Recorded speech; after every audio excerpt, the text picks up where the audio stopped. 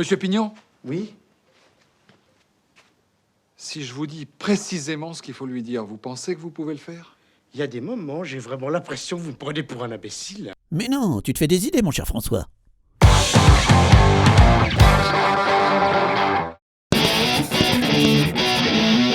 Salut les cocos, ici Georges, votre coach préféré. Robert Dills, psychanalyste américain, était persuadé que tous les problèmes de ses clients étaient liés à un poisson vu en rêve. Et ça, quoi qu'on lui dise, c'est fou, non? Comme quoi, même les psys peuvent manquer d'écoute.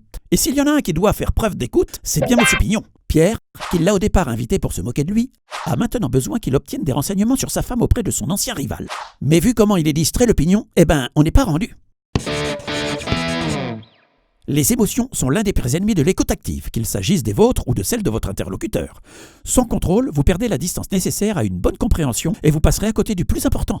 On pourrait se servir du bouquin qu'ils ont écrit ensemble. Oui? Vous appelez le blanc et vous lui dites que vous êtes producteur de films. Oui? Vous avez lu le roman et vous voulez acheter les droits pour le cinéma. Ah oui, c'est bien. Ah, pas mal. C'est un peu fourbe, mais ça devrait marcher. Et en fin de conversation, vous lui demandez où vous pouvez joindre sa collaboratrice. Quelle collaboratrice? Ma femme! Vous voyez, c'est ça dont je parle. Pignon est tellement ravi d'aider Pierre qu'il n'a rien écouté du tout. Mais bon, au moins il est enthousiaste. C'est déjà ça.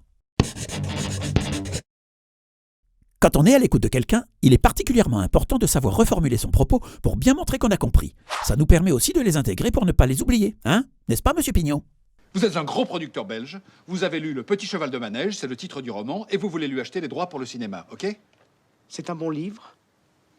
Très mauvais, quelle importance? Ça m'embête un peu, ça. Pourquoi? Si le bouquin est mauvais, pourquoi j'irai acheter les droits? Mais il n'a rien écouté. Je viens de lui dire pourtant. C'est agaçant à la fin. Monsieur Pignon, Oui.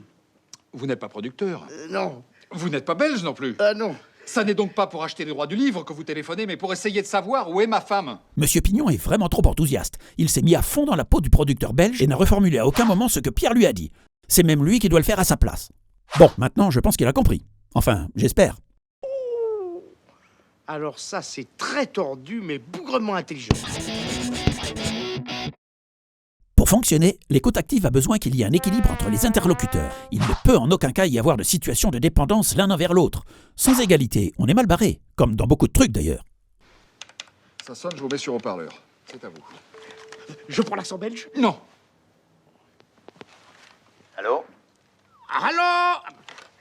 Allô? Pourrais-je parler à monsieur Leblanc juste une fois? Et ben là, les cocos, on a affaire à une belle situation bancale et boiteuse. D'un côté, on a Pierre qui a besoin d'une aide quelle qu'elle soit, et de l'autre, Monsieur Pignon qui veut à tout prix aider, mais qui se laisse emporter par le personnage. Ils forment un drôle de duo, ces deux-là, c'est sûr. Donc, si vous voulez mieux vous en sortir que les deux autres, souvenez-vous, une écoute active repose sur le contrôle de ses émotions, la capacité à reformuler un propos et un équilibre dans la relation. Rester calme et posé vous permettra aussi de mieux vous concentrer et d'être attentif à 100%.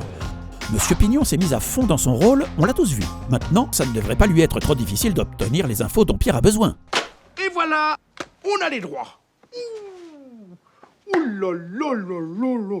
Et pour pas cher à mon avis, il a marché. Il a marché à fond, le gars.